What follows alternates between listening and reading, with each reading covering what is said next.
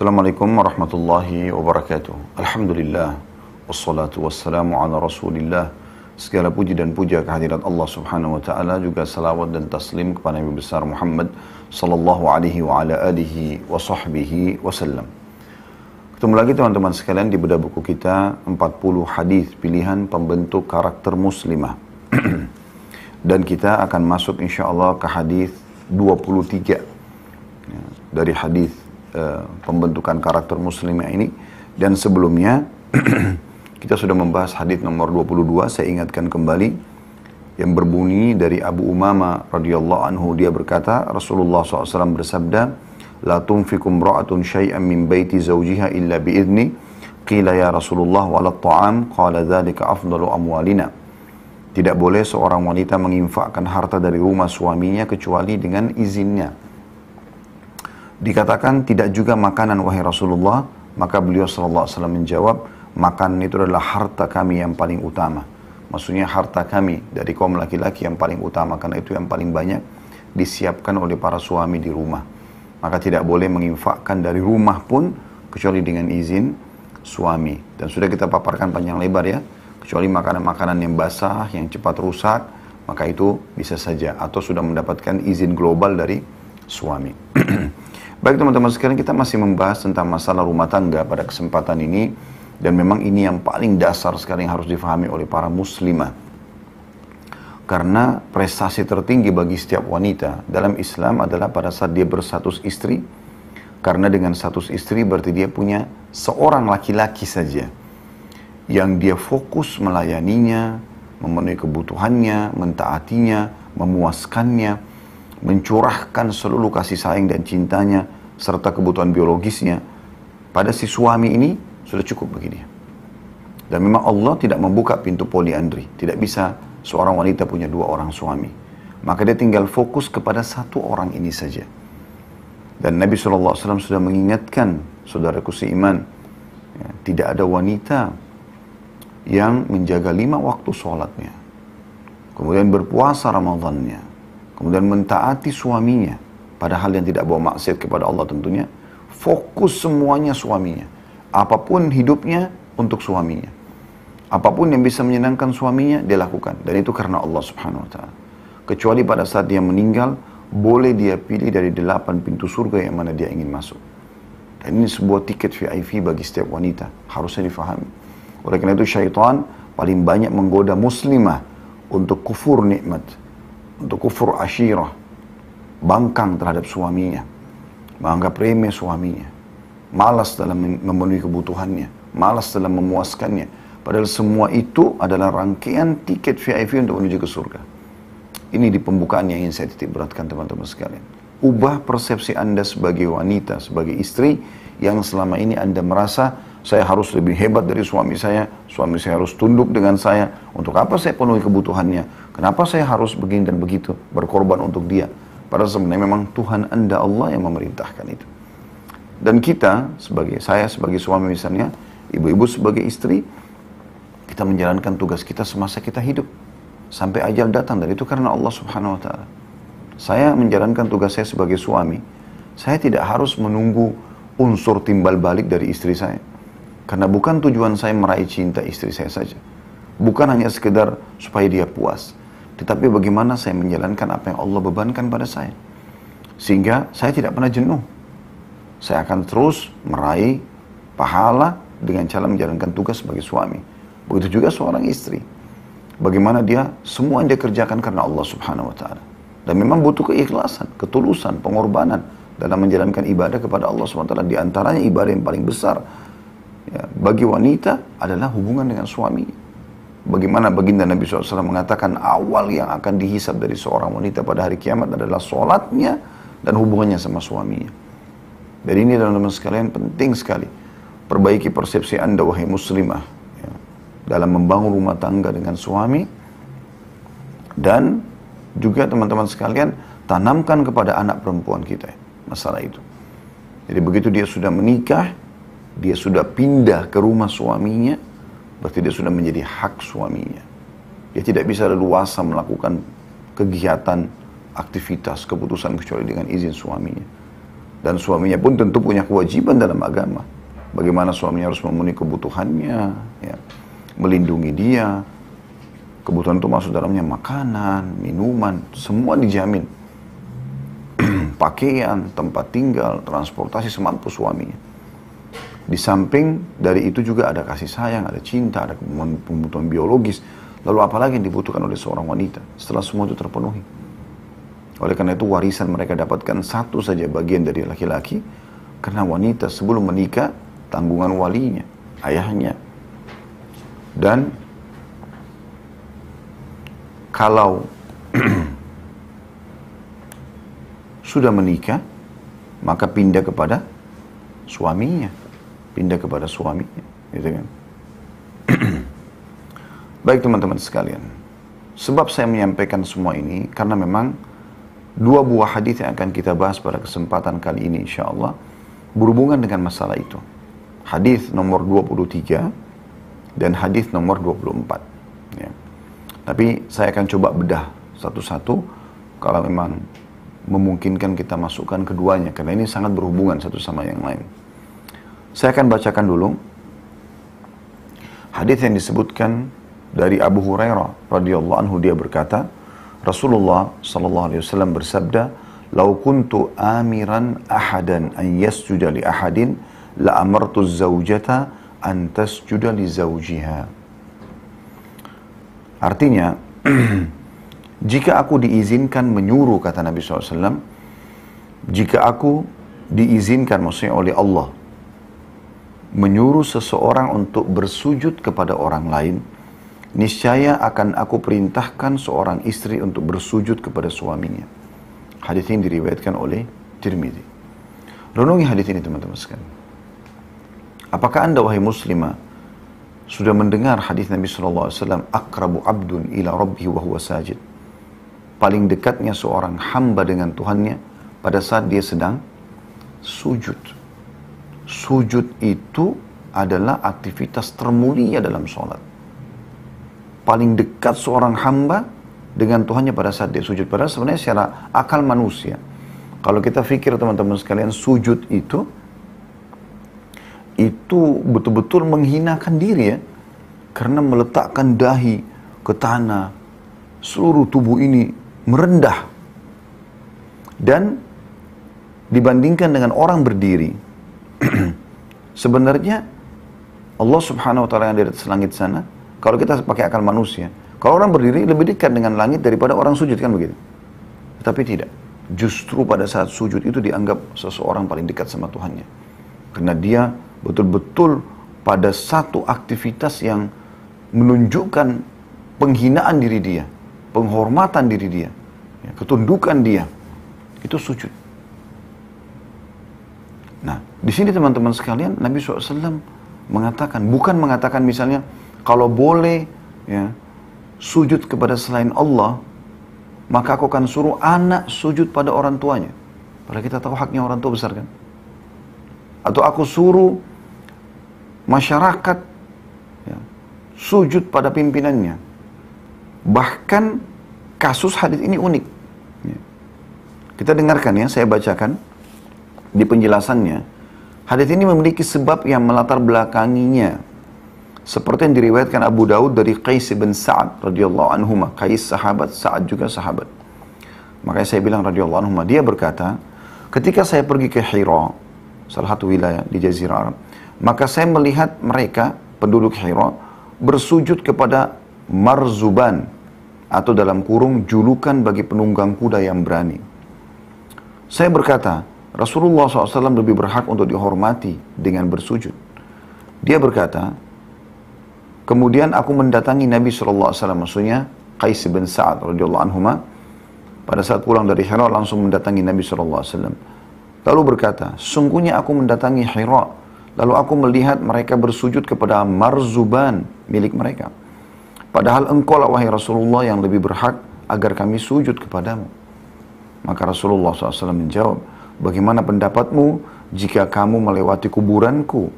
Maksudnya setelah aku meninggal. Apakah kamu akan tetap bersujud kepada kuburan itu? Maka saya menjawab, tidak. Beliau SAW bersabda, jangan kalian lakukan hal tersebut Nggak boleh sujud kepadaku, nggak boleh sujud juga nanti di kuburanku.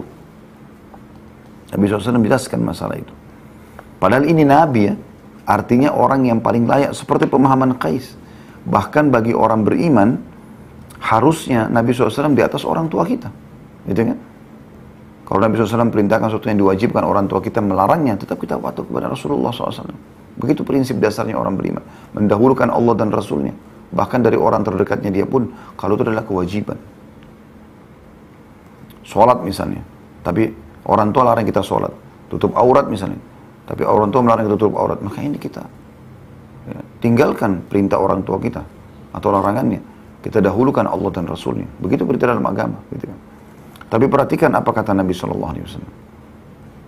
Beliau tidak mengatakan, teman-teman di sini, perhatikan ya, beliau mengatakan, jangan kalian lakukan hal tersebut, jangan sujud kepada aku semasa aku itu dan kuburanku. Seandainya aku boleh menyuruh seseorang bersujud, nah, perhatikan, bisa saja beliau mengatakan, maka aku akan perintahkan kalian sujud kepada aku. Kan bisa saja Nabi bilang itu. Ya, sekali lagi, bisa saja Nabi SAW mengatakan, kalau seandainya boleh sujud kepada selain Allah, aku akan suruh kalian sujud kepadaku. Tapi tidak itu. Bukan itu yang Nabi SAW sampaikan. Bukan memerintahkan sujud anak pada orang tua. Bukan sujudnya kaum muslimin kepada Nabi SAW, utusan Allah yang sangat mulia. Tapi beliau mengatakan hadis yang masyhur yang sudah kita bacakan tadi. Lalu Qais menyebutkan hadis tersebut, kata penulis, redaksinya, "Lau kuntu amiran ahadan an yasjuda li ahadin la amartun nisa an yasjudna li azwajihinna lima ja'alallahu lahum alaihinna minal haqq." Seandainya aku diperbolehkan menyuruh seseorang untuk bersujud kepada orang lain, maka pasti akan aku perintahkan para wanita agar bersujud kepada para suaminya. Karena Allah telah menjadikan begitu besarnya hak suami yang menjadi kewajiban istri. Jadi ini luar biasa teman-teman. Saya berharap tema seperti ini, setiap muslimah yang mendengarkan, renungi baik-baik. Ini perintah agama. Allah pencipta lebih mengetahui, ya, lebih mengetahui tentang karakter pasangan Anda, suami. Dan begitu juga bagi suami, Allah lebih mengetahui karakter istri Anda. Tapi karena kita sedang bicara masalah istri, maka kita akan fokus masalah itu. Allah lah yang memerintahkan masalah ini. Allah yang menjadikan beban kewajiban Anda berat dan banyak pada suami. Allah gantungkan bahkan ridho Allah pada keridhaan suami. Bagaimana Nabi SAW mengatakan dalam sebuah hadis, kalau seandainya seorang istri membuat suaminya marah, maka yang di langit Allah marah padanya sampai dia buat suaminya ridho. Jadi renungi baik-baik. Harusnya hati setiap muslimah tergetar dengan ini. Gak boleh sembarangan teman-teman sekalian. Dan Anda bertugas menjadi istri yang baik, yang soleh, yang patuh, yang penuh cinta, penuh pelayanan pada suami, penuh pelayanan pada suami. Hanya sebatas sampai ajal datang. Selebihnya sudah tidak ada beban syar'i. Tentu nanti di surga Anda akan baik tentunya. Ya. Tapi di dunia sebatas itu. Jangan bermalas-malasan, jangan menganggap remeh. Karena ini bukan main-main ini teman-teman sekalian. Renungi baik-baik tadi sabda Nabi SAW, saya ulangi lagi. Nabi SAW tidak mengatakan kalau seandainya boleh sujud kepada selain Allah, aku akan suruh kalian sujud kepadaku. Karena kasusnya Qais bin Sa'ad radhiyallahu anhu sujud kepada Nabi SAW, mau sujud kepada Nabi. Beliau memandang Nabi lebih pantas untuk disujudi, dan kita memang sebagai orang beriman harusnya memandang juga seperti itu.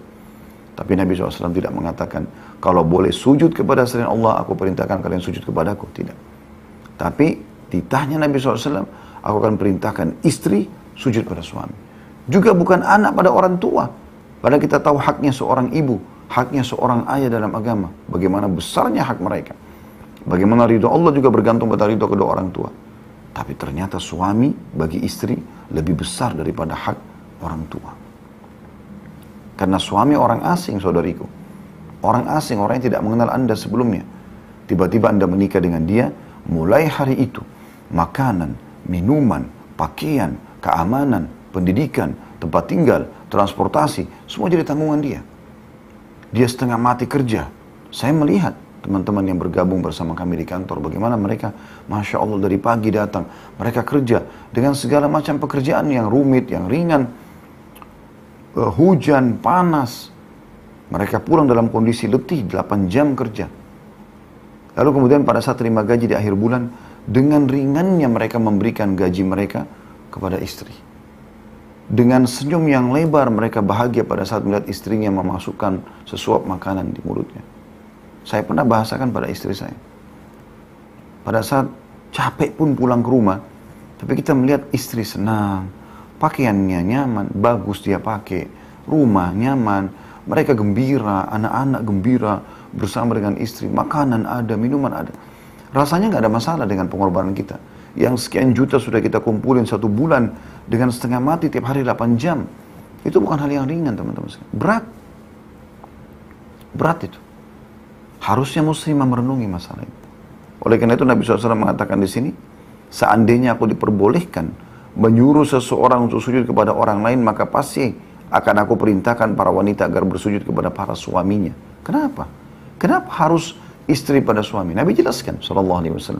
Karena Allah telah menjadikan begitu besarnya hak suami yang menjadi kewajiban istri. Karena tadi diantara contoh pengorbanan yang besar dari suami, bahkan setiap hari ada istri subhanallah sudah 10 tahun menjadi status istri pada suaminya. Kasar, tidak sopan, keluar rumah tanpa izin. Padahal dia hidup di bawah naungan suaminya. Ridho Tuhannya ada pada ridho suaminya. Kenapa ini semua terjadi, saudariku muslimah? Dan kita berharap pertemuan kita 1 jam ini Allah berkahi agar bisa mengubah karakter-karakter, watak-watak banyak wanita muslimah yang menjadi istri. Mereka duduk dengan teman-temannya yang fasikah, yang rusak, yang mengajarkan supaya durhaka pada suami. Jangan tunduk sama suami, jangan dengar suami. Oh kalau gue begini, kalau saya begini, kalau aku begini. Dibalik semua supaya menjadi durhaka pada suaminya. Ini semua sifat-sifat ahli neraka.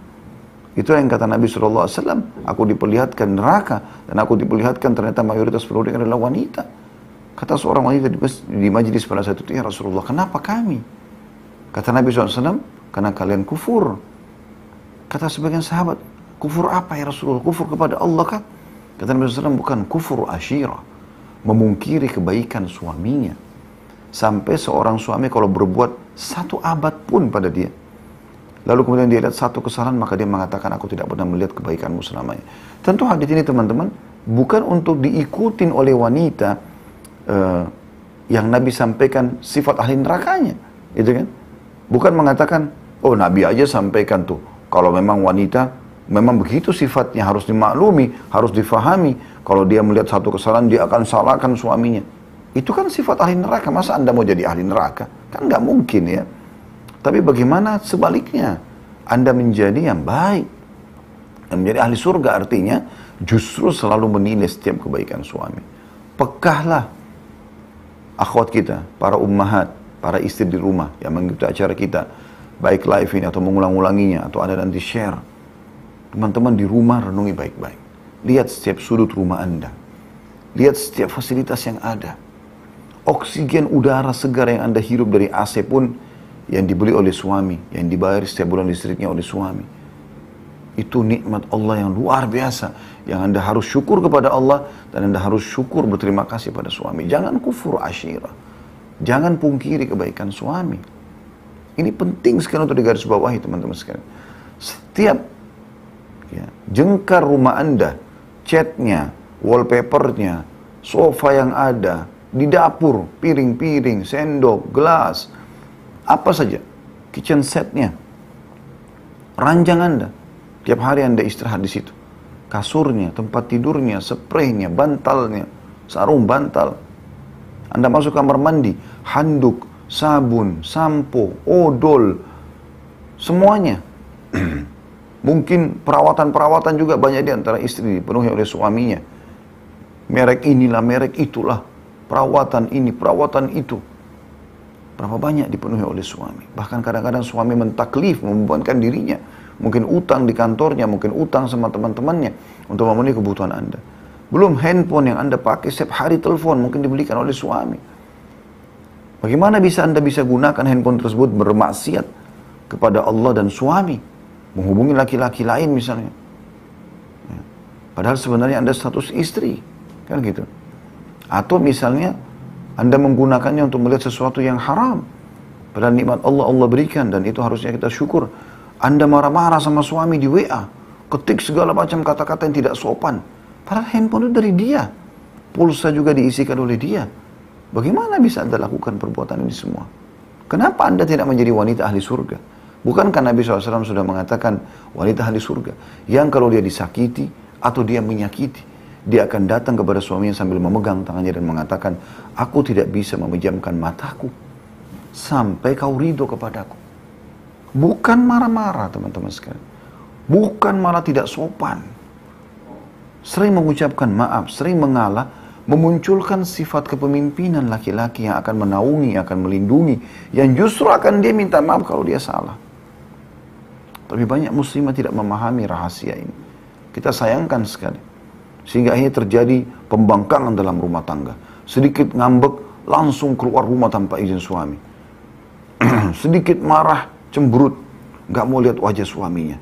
Nggak mau dandan lagi. Nggak mau layani biologis. Nggak mau masak. Nggak mau bukain pintu. Nggak mau antar pada saat mau ke kantor. Kesalahan apa yang dilakukan? Sebesar apakah kesalahannya? Kalaupun dia bermaksiat kepada Allah, urusannya sama Tuhannya, bukan Anda. Bukan Anda. Tugas Anda adalah bakti kepada dia, ya, sebatas tidak maksiat, tidak disuruh maksiat kepada Allah. Anda boleh berikan masukan, tapi Anda tidak bertanggung jawab di hadapan Allah. Beda suami. Suami tanggung jawab terhadap istrinya, itu lain. Dia wajib untuk mengatur, mendidik, dan segala macam. Karena kalau tidak, dia ditanya oleh Allah SWT. Tapi istri tidak seperti itu. Dia hanya bisa berikan masukan. Dan bagaimana Allah berikan perumpamaan dalam Al-Quran. Istrinya Fir'aun, Asia, rahimahullah. Dia suaminya kufur kepada Allah. Dia coba menjalankan tugasnya sampai akhirnya dibunuh oleh Fir'aun. Dan Allah muliakan, Allah jadikan perumpamaan dalam Al-Quran. Ya. Dan ini satu hal yang luar biasa. Harusnya bisa difahami teman-teman sekalian. Selanjutnya saya baca dulu syarahnya baru kita jauh masuk insya Allah penjelasan. Al-Hakim mengatakan bahwa hadits ini sahih dan disetujui oleh Imam Az-Zahabi. Imam Al-Munawi berkata Imam Ahmad meriwayatkan hadits ini dengan lebih sempurna daripada itu. Di dalamnya terdapat sebuah cerita. Lalu dia menyebutkannya dan di akhir hadits Ahmad ada lafaz "Lau kana min qadamihi ila mafraqi ra'sihi qurhatun tambajisu bil qayhi was-sadidi thumma istaqbalathu falahasathu ma'addat haqqahu." Jadi di sini Imam Munawi rahimahullah ingin lebih menekankan kepada muslimah. Ada riwayat yang lebih tegas loh, wahai saudariku. Saya ulangi lagi, ada riwayat lebih tegas. Semoga ini sampai ke kuping semua muslimah, masuk ke dalam hati mereka, baik sudah menikah ataupun belum menikah, supaya merenungi ini. Mumpung umur Anda masih ada, kejar surga dari suami. Apa kata beliau? Dan Imam Ahmad meriwayatkan hadis lebih sempurna daripada ini. Maksudnya lebih panjang, ada tambahannya. Di dalamnya terdapat sebuah cerita. Lalu dia menyebutkannya, maksudnya mirip cerita Qais bin Sa'ad tadi. Lalu di akhir hadis ada bunyi begini. Seandainya dari ujung kaki si suami sampai belahan rambut suami, ya, ada luka yang mengalir nanah dan darah.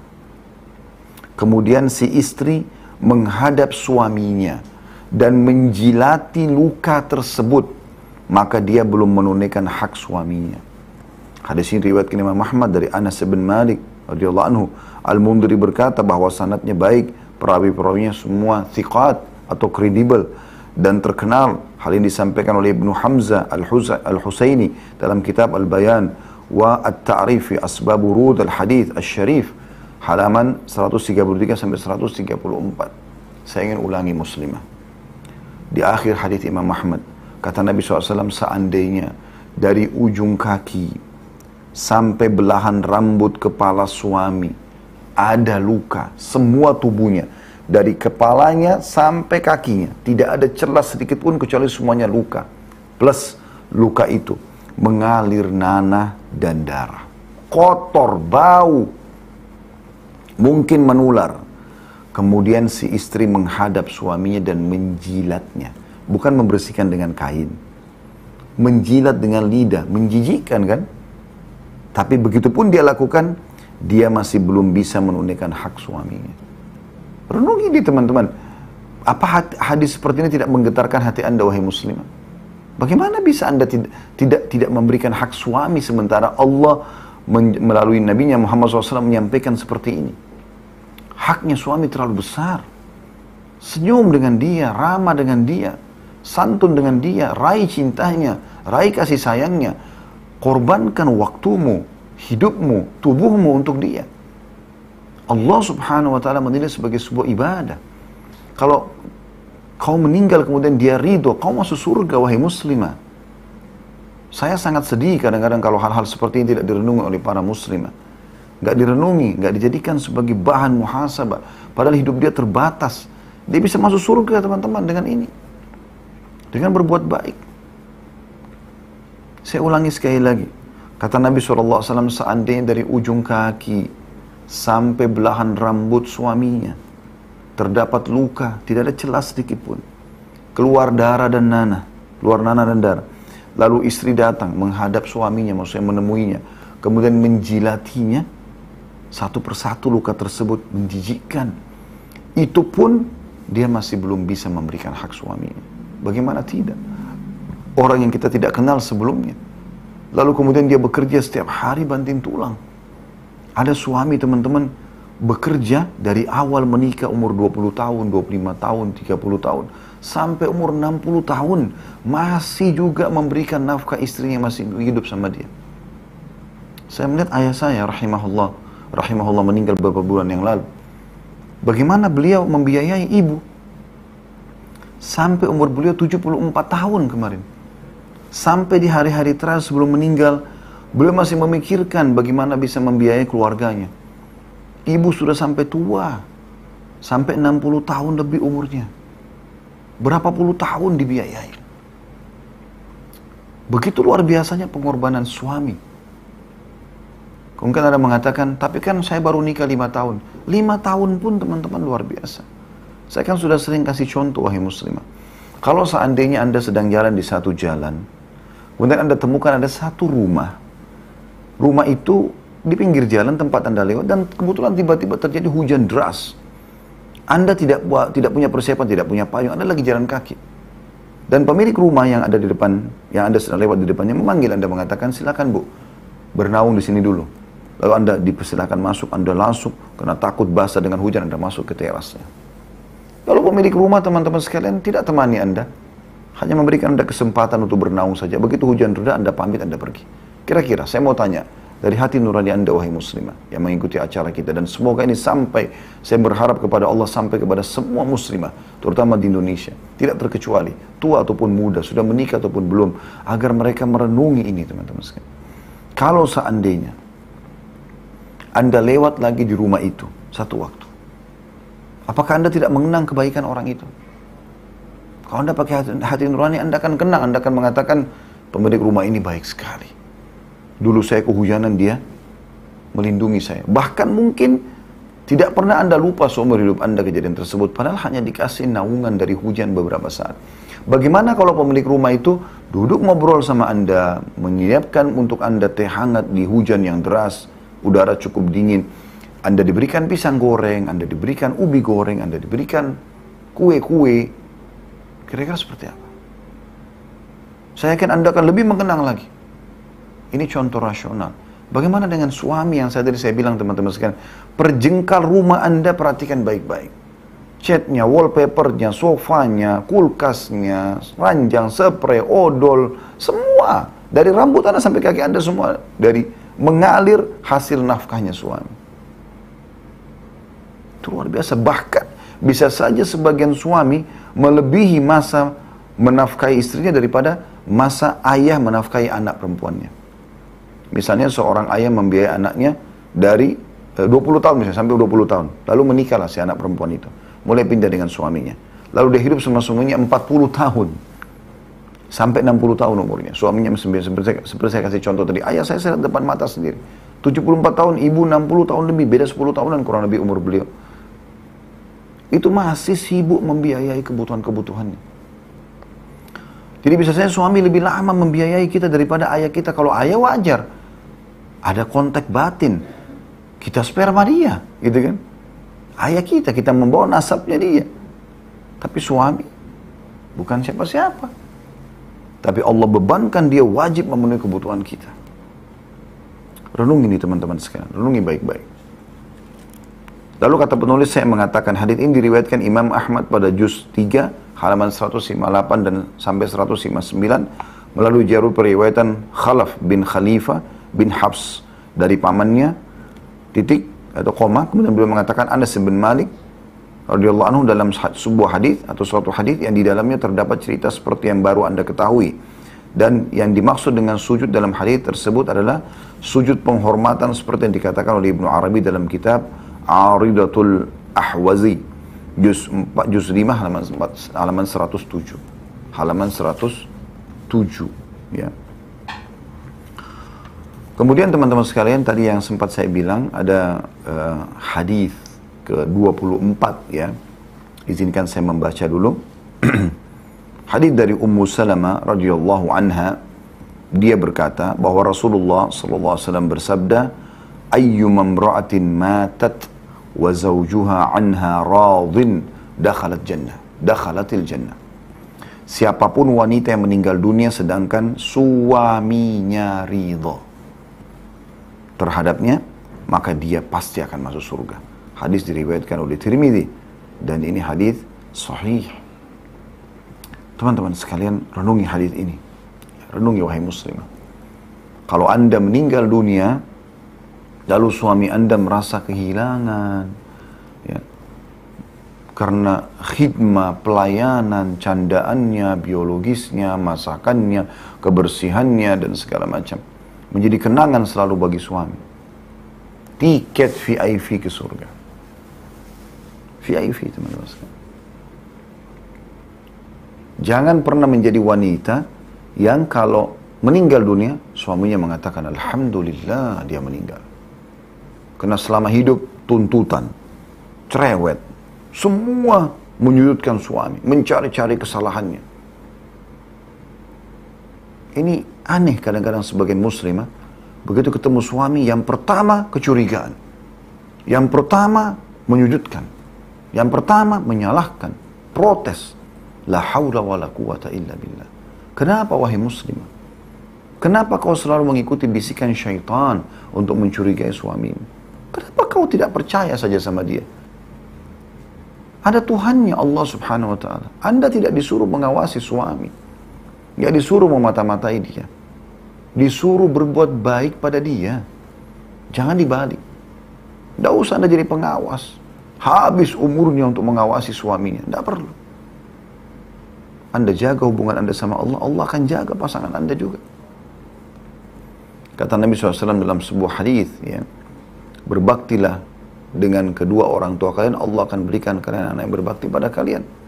Jagalah kesucian kemaluan kalian, Allah pun akan menjaga kesucian kemaluan pasangan kalian. Allah akan jaga dengan caranya.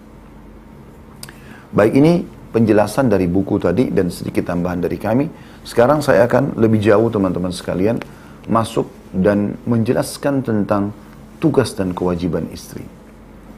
Sebelum saya masuk ke tugas dan kewajiban istri, kurang lebih ada 5 poin nanti yang teman-teman renungi ya sebagai muslimah. Saya ingin Anda mengenal karakter suami Anda. Kenali karakter suami, karakter laki-laki. Ini semuanya umum. Hampir semua laki-laki, kita misalkan semua laki-laki sama sebenarnya. Kecuali yang fitrahnya rusak, beda-beda. Tapi kalau tidak, maka akan sama. Yang pertama, saudariku, akal fikiran dominan dalam dirinya. Akal itu fikiran. Akal fikiran itu dominan. Jadi akal itu begini, simpelnya. Kalau ada masalah, solusi. Contoh, seorang suami kalau naik mobil, ban mobilnya pecah. Maka dia pada saat itu, bahkan mungkin sebelum turun dari pintu, dari mobil, buka pintu mobil, dia sudah berpikir solusinya apa. Itu dominan akal. Setiap ada masalah, solusi. Anda telepon suami, ini di rumah mati lampu. Langsung itu, pikiran dia ke solusinya. Itu akal. Allah memang memberikan ini pada suami. Mereka itu dominan akal. Beda dengan wanita. Wanita dominan perasaan. Kalau Anda wanita naik mobil, bannya pecah, Anda nggak langsung berpikir ke bengkel, solusinya tidak. Anda mungkin masih turun dari mobil, Anda masih menyesali, Anda masih terbawa perasaan. Kenapa bisa terjadi? Mungkin sekian lama baru Anda pikirkan solusinya. Makanya saya ingin berbagi di sini. Kalau Anda lagi telepon suami, bedakan antara Anda sedang ngobrol santai sama suami dengan Anda sedang menyampaikan permasalahan. Bedakan itu. Kalau sedang ngobrol santai, suami telepon, apa kabar sayang, gimana segala macam. Kita jawab oke. Gak masalah, kita lagi ngobrol santai. Bedakan itu dengan kalau Anda sedang menyampaikan permasalahan. Ini, Assalamualaikum, anak-anak lagi sakit nih, lagi demam, ini lampu mati, ada bocor, ada orang tamu gak dikenal di rumah, misal contoh. Maka dalam kondisi seperti ini teman-teman, kemungkinan besar suami tidak akan mengucapkan sayang pada Anda. Karena di pikiran dia adalah solusi. Jangan tersinggung. Jangan begitu, baiklah, Assalamualaikum, tutup. Terus tiba-tiba Anda terbawa perasaan. Anda sempat mengatakan, berarti dia sudah tidak sayang sama saya. Buktinya saya dalam keadaan susah pun begini, bukannya diucapkan sayang. Padahal sebenarnya bukan dia lupa. Justru karena sayangnya, itu terpraktikkan dalam kasus lapangan. Dia akan langsung menjadikan solusi. Tidak lama kemudian akan temukan, dia akan datang depan rumah, dia akan datang, dia akan melindungi Anda, dia akan menelpon security di komplek, dia akan sibuk dengan itu. Itu dominan akal. Yang kedua, hormati kepemimpinannya. Maksudnya, selalu teman-teman sekalian, kembalikan kepada dia. Karena memang keputusan di satu orang. Allah mengangkat di antara suami istri, suami jadi pemimpin. Keputusan di tangan dia.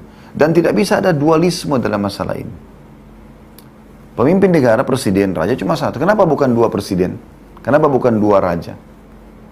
Karena memang tidak bisa. Harus ada satu pemimpin saja. Panglima perang, satu. Imam sholat, satu. Nggak bisa dua, nggak bisa. Suami pun pemimpin di rumah satu. Keputusan di tangan dia.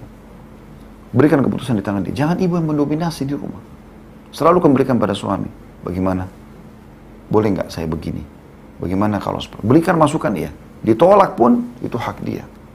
Fahami ini teman-teman. Supaya rumah tangga Anda berjalan dengan baik.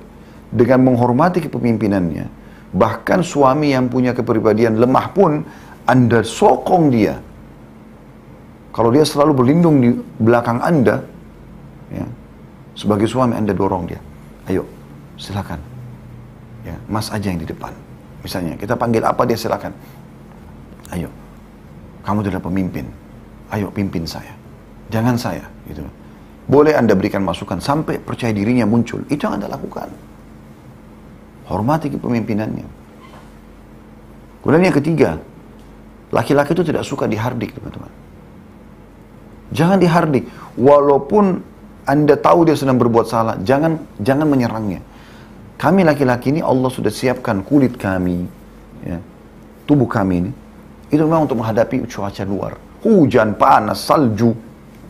Udahlah, itu memang tempat kami. Kami disuruh sholat berjamaah di masjid, disuruh berjihad, cari nafkah, antar jenazah. Semua di luar ini, kebanyakan di luar.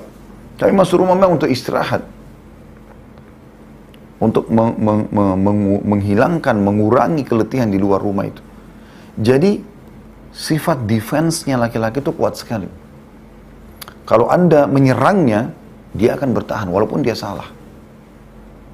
Lalu bagaimana caranya? Kembali kepada hadis tadi yang saya bilang. Kata Nabi SAW apa? Wanita ahli surga, wanita yang kalau dia disakiti atau dia menyakiti. Ya, ini yang disakiti ini yang luar biasa gitu. Maka dia akan datang kepada suaminya sambil memegang tangannya, mengatakan, saya tidak bisa pejamkan mata, nggak bisa tidur nih sampai kau ridho kepadaku. Yakin para akhwat sekalian, kalau Anda lakukan cara ini, suami Anda akan muncul sifat kepemimpinannya, dia akan mengatakan, tidak, saya yang salah. Kalau dia merasa nyaman dengan Anda, dia akan ceritakan semuanya tanpa Anda bertanya. Anda pernah temukan nggak suami pulang ke rumah lalu tadi di kantor begini, tadi begini, tadi begini? Karena dia merasa nyaman. Kapan dia tidak merasa nyaman dengan Anda, karena Anda sering menghardiknya, maka dia akan merahasiakan banyak hal. Yang keempat, tidak suka digurui. Berikan masukan dia, digurui jangan. Itu bersihkan tempat itu, bersihkan garasi itu, mobil kamu kotor. Perintah-perintah. Tak bisa. Dia punya sifat kepemimpinan, akan bentrok. Nggak bisa. Akhirnya, liburan hari Sabtu Ahad yang harusnya penuh dengan keromantisan, keharmonisan, jadi rusak semua. Hanya karena kata-kata Anda yang tidak sopan. Kemudian yang kelima, suka diterima kasih. Laki-laki itu dinilai pengorbanannya maksudnya. Apapun yang ibu dikasih. Tadi saya bilang, setiap jengkar rumah, setiap dinginnya, sejuknya oksigen yang udara yang Anda hirup dari AC, air yang Anda pakai kumur-kumur, wudu, mandi, cebok, segala macam. Setiap itu Anda selalu ingat kebaikan suami. Terima kasih atas semuanya. Terima kasih ya. Jazakallah khair. Kami ini laki-laki teman-teman sekalian. Ini sifat umum laki-laki. Kalau kami diterima kasih, yang muncul di benak kami adalah, apalagi yang kita mau kasih ini. Karena orang ini tahu menilai. Beda sekali teman-teman. Kalau suami ingin nih memberikan sebuah kejutan pada istrinya. Dia beli sebuah handphone misalnya. Bagi dia handphone itu sudah luar biasa. Mungkin cuma 3,5 juta, 4 juta harganya. Dia berusaha utang, mengambil. Saya tahu ada ikhwah begitu. Mengambil utang di kantor hanya untuk memberikan handphone istrinya. Pengorbanan. Bayangkan teman-teman pada saat dia memberikan handphone, dibungkus mungkin dengan kado atau dia kasih di dusnya. Lalu istri mengatakan, apa ini? Ya handphone Cina. Bisa. Dia yang tadinya semangat, mungkin dia pikir istrinya akan mengatakan, oh terima kasih ya, terus foto sama-sama. Enggak. Percaya teman-teman, setelah itu dia tidak akan pernah lagi memberikan Anda apa-apa. Sudah malas. Atau dia memberikan Anda baju, dia berharap Anda pakai di depannya. Tidak dipakai, ditaruh di lemari. Banyak gitu, keluhan ikhwan. Belikan baju tidur istri, nggak mau dipakai. Tetap dia pakai bajunya dulu yang masa gadis, tetap dia pakai daster yang suaminya tidak suka, warna yang tidak suka. Bunga-bunga yang rame segala macam, mungkin suaminya tidak suka itu. Kecuali kalau suaminya suka, tapi dia tidak lakukan. Coba belajar teman-teman. Terima kasih ya. Hari ini sudah membuat kami kenyang di rumah. Terima kasih ya, kulkas Masya Allah nggak pernah kosong. Terima kasih ya, Masya Allah listrik tidak pernah ada masalah di rumah. Air selalu terpenuhi. Coba ucapin itu. Dan lihat bagaimana respon suami Anda. Lihat setelah itu bagaimana. Kalau Anda sering ucapkan itu. Pasti yang ada itu, dia akan mencintai Anda, dia akan merindukan Anda, dia akan selalu menyayangi Anda. Yang keenam, suka dihormati keputusannya. Ayo kita keluar ke sini. Ya, ayo. Temani saya di sini. Iya. Selama bukan maksiat kepada Allah, patuhi. Karena mematuhi suami pada hal yang tidak melanggar agama, wajib. Bukan pilihan. Walaupun Anda tidak suka. Mirip dengan Anda sama orang tua. Orang tua kita kalau dia suruh sesuatu, walaupun kita tidak suka, kita patuh. Karena Allah SWT yang perintahkan. Itu penting teman-teman sekalian. Kemudian yang ketujuh, dahulukan ia dalam hal-hal duniawi. Kalau kewajiban yang Allah berikan, misalnya Anda lagi sholat wajib, suami panggil ya, wajar Anda dahulukan Allah Subhanahu Wa Taala, gitu kan? Ini kurang lebih karakter ya, karakter yang harusnya dikenal teman-teman sekalian. Baik, saya akan masuk sekarang ke penutupannya teman-teman sekalian tentang kewajiban Anda sebagai istri. Yang pertama itu ketaatan dan mencari ridho suami. Nah, ini selalu ini, sebagaimana sudah sering saya singgung tadi ya. Dan ada hadis Muslim sudah saya bacakan tadi, kata Nabi SAW, bila seorang wanita menjaga sholat 5 waktunya, berpuasa Ramadannya, bayangkan tidak disebutkan sholat sunnah, tidak disebutkan puasa sunnah, dan mentaati suaminya. Kecuali pada saat ia meninggal, ia akan masuk dari salah satu 8 pintu surga yang ia inginkan.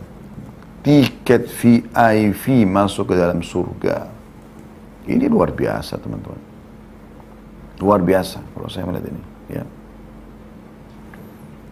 Ada sebuah riwayat lain yang kata Nabi SAW, semua istri yang taat pada suaminya, maka seluruh burung-burung dan seluruh makhluk di air, bahkan para malaikat di langit, juga matahari dan bulan memohon ampun untuknya selama ia masih dalam keridhaan suaminya. Wahai muslimah, getarkan hatimu mendengarkan hadis seperti ini. Bagaimana seluruh makhluknya Allah memohon ampun untukmu hanya untuk satu orang ini. Satu orang ini yang selama ini kau sakitin, kau rusak hubungan dengan dia, kau cemberut melalui menghadap kepadanya, kau tinggalkan, bengkalikan malam-malam yang harusnya biologis dengan dia, malas menyiapkan pakaiannya, malas memberikan makanan kesukaannya, malas menghiburnya, membuatnya tertawa, tersenyum. Semua istri yang taat pada suaminya, maka seluruh burung-burung, makhluk di air, Malaikat di langit, matahari dan bulan memohon ampun untuknya selama ia masih dalam keridhaan suaminya. Dan tidak ada seorang istri yang durhaka pada suaminya, kecuali ia akan dilaknat oleh para malaikat dan seluruh manusia. Tidak ada seorang istri pun yang memalingkan wajahnya dari suaminya, kecuali ia telah dapat murka Allah sampai ia membuat suaminya tersenyum dan membuatnya ridho. Setiap istri yang keluar dari rumah tanpa izin suaminya, maka akan dilaknat oleh malaikat sampai ia pulang. Ya. Renungi ini teman-teman sekalian ya, renungi baik-baik. Kemudian, hadis yang lain, sabda Nabi SAW, Allah tidak melihat seorang istri yang tidak berterima kasih pada suaminya.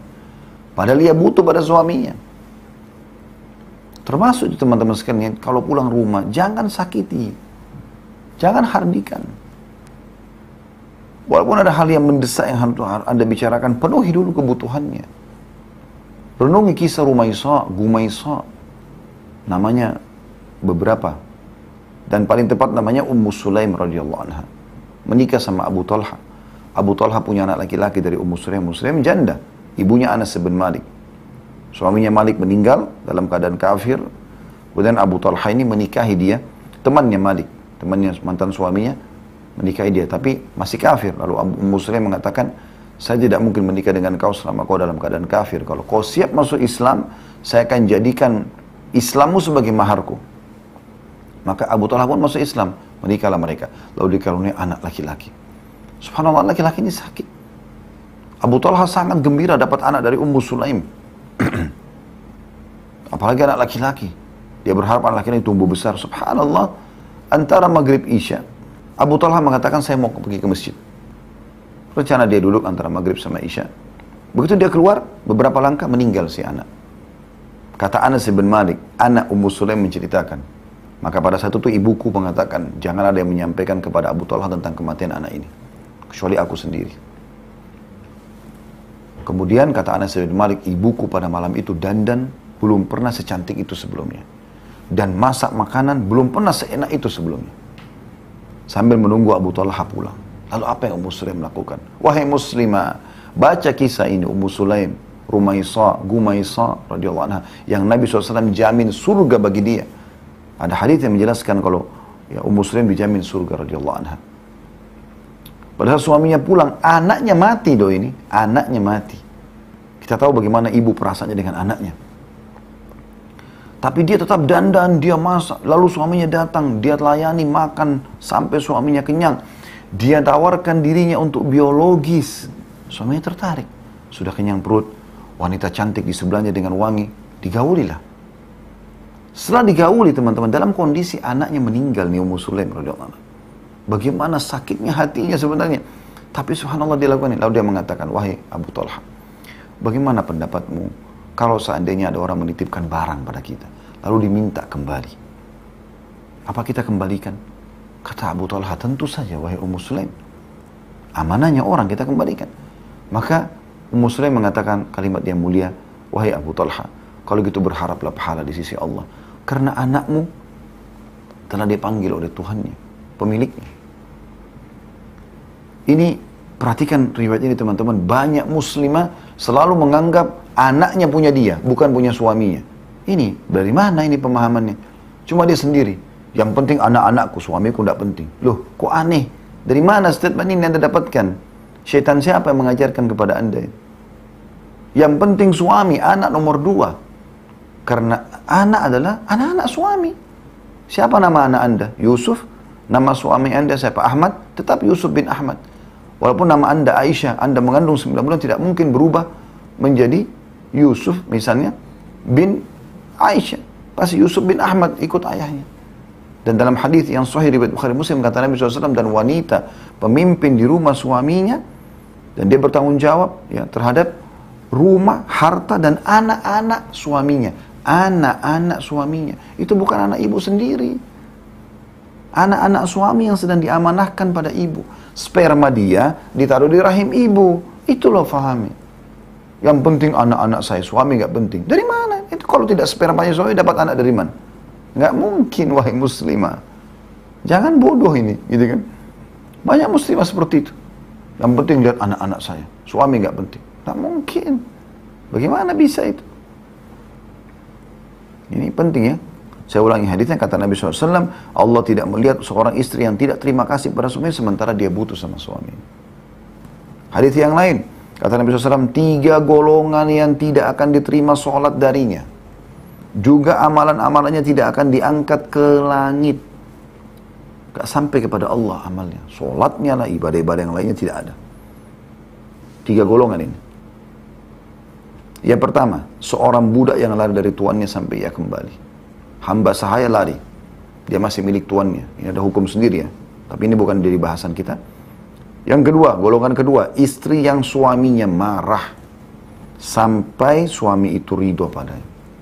Berapa banyak muslimah sedikit kecewa lari dari kamar, pergi kamar anak, pulang ke rumah orang tuanya, matikan handphone, marah-marah, banting barang di rumah. Kenapa wahai muslimah? Kalau kau meninggal pada saat itu, bahaya benar ini. Pelanggaran agama.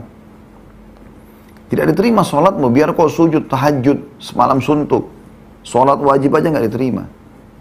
Tidak akan diangkat ke langit. Dan seluruh amalan-amalan yang lainnya.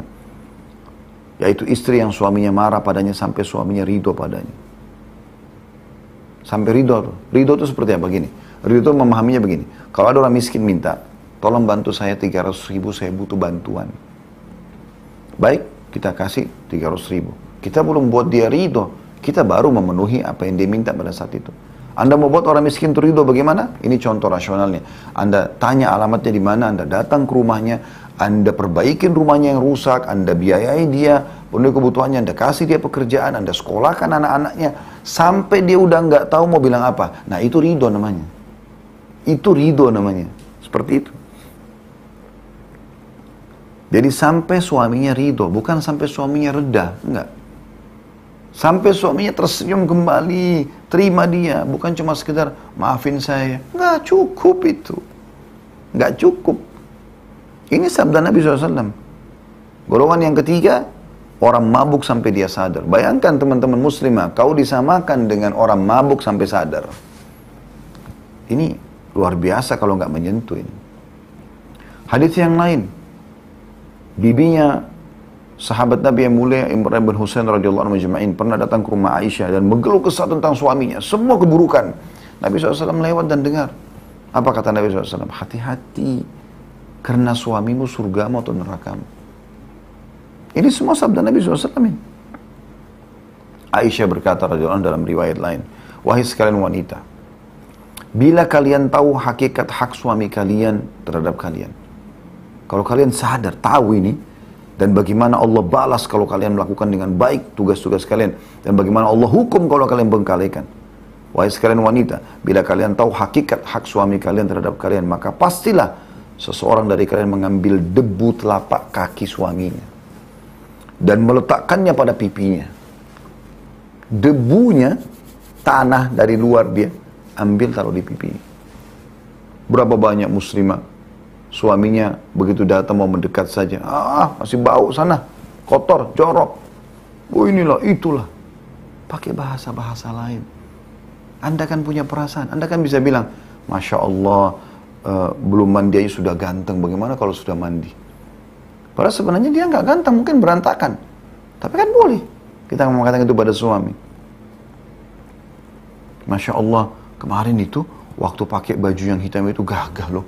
Pakai lagi dong, ya pas habis mandi loh kemarin. Sebenarnya sama tujuannya yang mengatakan mandi dong, kan bau, baru datang dari luar. Tapi nggak bahasa yang bahasa kasar, bahasanya menggunakan retorika yang lebih baik.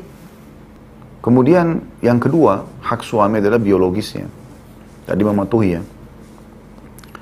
Hak biologis suami ini kental sekali teman-teman sekalian, karena disebutkan dalam buku Mahkota Pengantin pernah kami sebutkan, sperma itu kan panas ya. Nah biasanya kalau Anda sering temukan suami emosional di rumah, ya, suka marah, ya, mudah tersinggung, ada permasalahan, ada hubungannya sama masalah biologis yang terbengkalai. Karena subhanallah, semua laki-laki mengetahui masalah itu, apalagi yang sudah berumah tangga.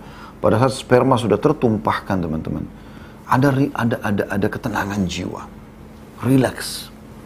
Dan pada saat itu lebih mudah istri untuk menyampaikan sesuatu, masukan kah, permintaan kah.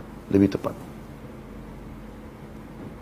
Dibandingkan terbengkalai, istrinya nggak mandi, istrinya nggak dandan, didekatin bau, ketiaknya bau, mulutnya bau, nafasnya bau, nggak mau peduli, makan ini, makan itu yang berhembuskan nafas, nggak enak. Tidak semua suami berbicara sama istri. Kalau saya bicara langsung. Tadi ada bau seperti ini misalnya, supaya dia langsung perbaikin. Karena saya nggak mungkin nyaman nanti dekat kan gitu. Tapi tidak semua suami begitu. Mungkin ada yang malu untuk menyampaikan pada istrinya. Harus Anda sadar, jangan makan sembarangan. Yang makan itu membuat, bahkan kadang-kadang mau berhubungan biologis, sendawa yang besar depan suaminya, atau maaf ngupil, atau batuk-batuk dengan keras. Dia tidak pergi ke kamar mandi, atau mengeluarkan lendir, mengeluarkan ingus dan seterusnya. Sesuatu yang membuat pemandangan tidak baik. Kan indah sekali wanita itu kalau kayak bidadari, kayak seorang ratu yang semua sisi tubuhnya wangi, bersih, tatapan matanya syahdu, ucapannya indah. Semua suami betah dekat istri yang seperti ini. Semua suami. Anda mau suami Anda betah, rindu selalu pulang rumah, baik-baik aja, coba. Ini hati-hati teman-teman. Apa kata Nabi SAW? Bila seorang suami memanggil istrinya keranjang, ini bahasa kiasan kan, masalah biologis. Lalu si istri tidak mendatanginya, maka istri tersebut dilaknat malaikat sampai pagi. Dalam riwayat lain, kata Nabi SAW, bila seorang suami memanggil istrinya keranjang, sedang si istri sedang dicorong asap rumahnya, lagi di atap rumah, lagi bersih-bersih, kayak jemur, segala macam, maka seharusnya istri segera menjawab panggilan suaminya. Ini panggilan biologis ini. Ya. Juga sabda Nabi SAW, bila seorang istri tidur dengan meninggalkan ranjang suaminya karena tidak mau dengan suaminya, maka Allah yang berada di langit murka padanya sampai suaminya memaafkannya. Kenapa dari awal kau menikah dengan dia? Gitu kan? Kalau tidak suka, bentang-bentang sekarang sudah mulai ada pendapatan, sudah mulai kenal, banyak teman. Kemudian mulailah, kayaknya sih kita nggak cocok nih, cerai aja. Kayaknya kita jalan masing-masing aja. Kayaknya saya nggak cocok nih sama sifat-sifatmu. Wow, segala macam permasalahan dilahirkan. Saya juga heran kadang-kadang sebagai wanita punya manajemen konflik dalam rumah tangganya. Dia rasa kalau suaminya tenang-tenang saja berarti ada rahasia nih. Jadi kecurigaan yang tidak masuk akal dirasuki oleh syaitan.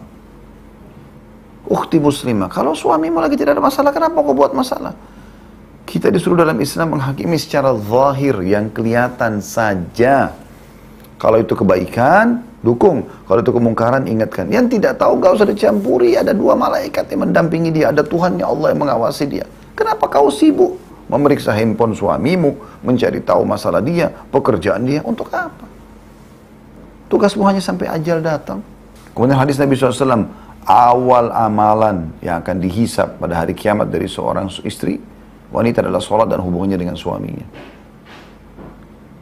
Sementara biologis ada pahalanya kan? Kenapa Anda tidak nikmati? Kata Nabi SAW di kemaluan kerana sedekah, ada pahala yang besar. Sahabat sahabat faham. Mereka mengatakan, ya Rasulullah, apakah kami menggauli istri kami dapat kenikmatan, lalu kami juga dapat pahala? Kata Nabi SAW, kalau kalian letakkan pada yang haram dapat dosa nggak? Kalau zina. Kata para sahabat, iya. Kata Nabi SAW, begitu juga pada yang halal. Yang ketiga, tidak beribadah sunnah kecuali dengan izin suami. Ya. Kata Nabi SAW dalam hadis, ini hadis yang sahih semuanya, tidak halal bagi seorang istri yang beriman pada Allah hari kiamat berpuasa sunnah sementara suaminya sedang ada, kecuali dengan izinnya. Dan tidak boleh istri memasukkan siapapun ke rumahnya kecuali dengan izin suaminya. Izin suami selalu suami. Selalu suami. Ya, jadi kalau misalnya suami ibu lagi liburan, ya, Sabtu, Ahad, atau misalnya dia lagi cuti Senin, hari Kamis, ya selain Ramadan. Kalau Ramadan tidak ada pilihan, karena kewajiban. Kalau hak Allah wajib, kita dahulukan. Gitu kan? Kalau kita mau antara hak Allah yang wajib dengan hak makhluk yang wajib, kita dahulukan haknya Allah. Salat wajib, kita dahulukan. Puasa wajib, Ramadan, kita dahulukan. Tapi kalau puasa sunnah, salat sunnah, Anda dahulukan suami Anda yang wajib. Yang wajib melayani dia. Lebih wajib biologis sama suami daripada salat tahajud. Pernah dinukil oleh seorang teman di Saudi. Dia nikah sama wanita yang dianggap soleha, gitu kan. Satu malam dia ingin bercanda sama suaminya, istrinya, dia ingin biologis segala macam. Istri mengatakan, sudah, ini saja sholat malam. Seakan-akan sholat malam lebih penting daripada bercanda dengan suami dan biologis. Ini di mana ilmunya ini? Teori dari mana ini? Sementara Nabi SAW mengatakan tidak termasuk hal sia-sia bercandanya suami istri. Ya. Biologisnya, romantisnya, walaupun semalam suntuk begadang. Dan itu lebih afdal daripada sholat malam, karena sholat malam sunnah. Kecuali Anda sudah penuhi kebutuhan kewajiban Anda itu, kemudian Anda sholat malam, itu lain. Yang keempat, memelihara diri dan menjaga kehormatan, harta dan anak, suami serta urusan rumah. Nah, ini penting.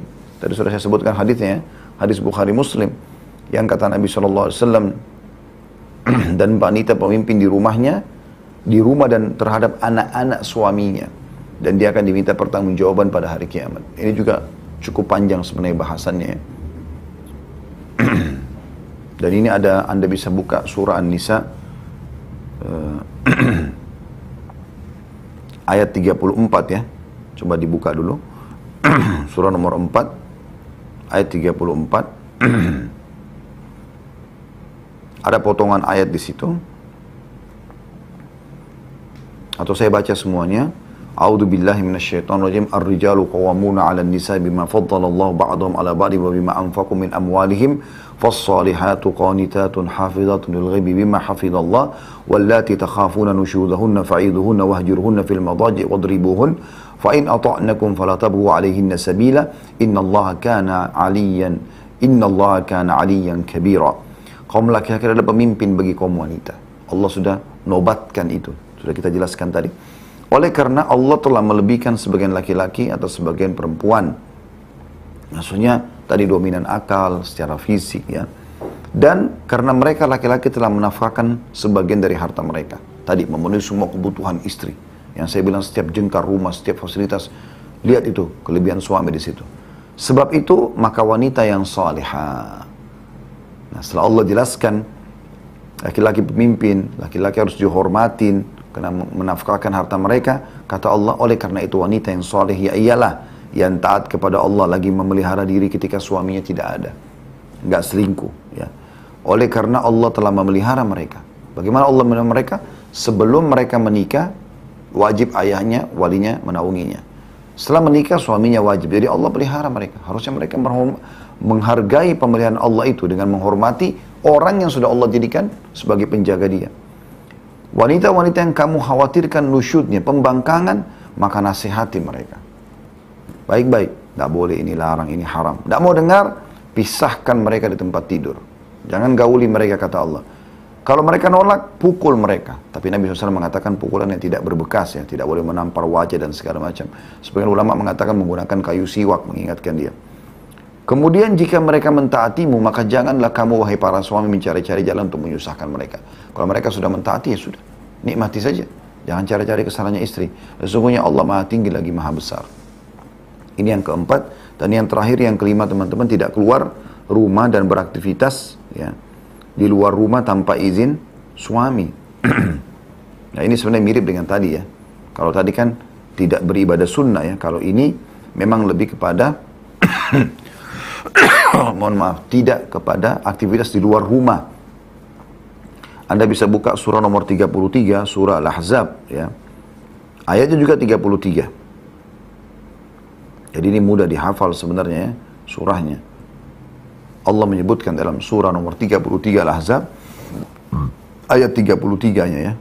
A'udzubillahi minasyaitonir rajim. Wa qarna fi buyutikunna wa la tabarrujna tabarrujal jahiliyatil ula. Wa aqimna as-salata wa atina az-zakata wa ati'na Allah wa rasulah. Innama yuridullahu yudhhiba 'ankum rizza ahlal baiti wa yutahhirakum tathira. Dan hendaklah kamu tetap di rumahmu dan janganlah kamu berhias. Ya, suruh menetap di rumah. Tidak boleh aktivitas di luar kecuali dengan izin suami biasanya. Dan jangan kamu berhias dan bertingkah laku seperti orang-orang jahiliyah dahulu, pamer aurat dan segala macam. Dan dirikanlah solat, tunaikanlah zakat dan taatilah Allah dan Rasulnya. Sesungguhnya Allah bermaksud hendak menghilangkan dosa dari kamu, wahai ahlil bait, dan membersihkan kamu sebesar-besarnya. Walaupun ayat ini turun kepada para ummahatil mu'minin, tapi juga yang dimaksudkan adalah para muslimah, ya, para muslimah. Kemudian sabda Nabi SAW, sebaik-baik wanita kalian adalah yang apabila kalian memandangnya, maka yang membuatmu, ya. Saya ulangi, sebaik-baik wanita adalah yang apabila engkau memandangnya, maka ia membuatmu merasa senang. Setiap suami lihat ke dia, semua sisi tubuhnya, dari samping, dari depan, dari belakang, semua menyenangkan suami. Semua dipikirkan.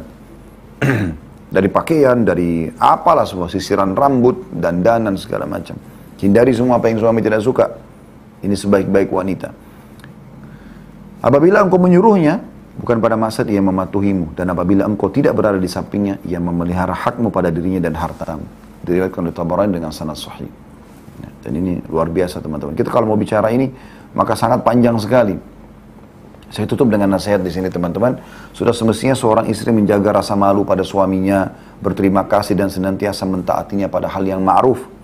Menyambutnya saat ia memasuki rumah, menjauhi semua yang membuat suami marah, mengantarnya saat ia akan keluar rumah, senantiasa menawarkan diri, bukan aib. Saat akan tidur, menjauhi berkhianat saat suami lagi tidak di rumah, baik pada kehormatannya, harta serta rumah suami, senantiasa berhias untuknya dan menghormati keluarga suaminya. Jadi ini semua hal-hal mendasar yang harus dimaklumi dan difahami teman-teman sekalian. Allahu a'lam.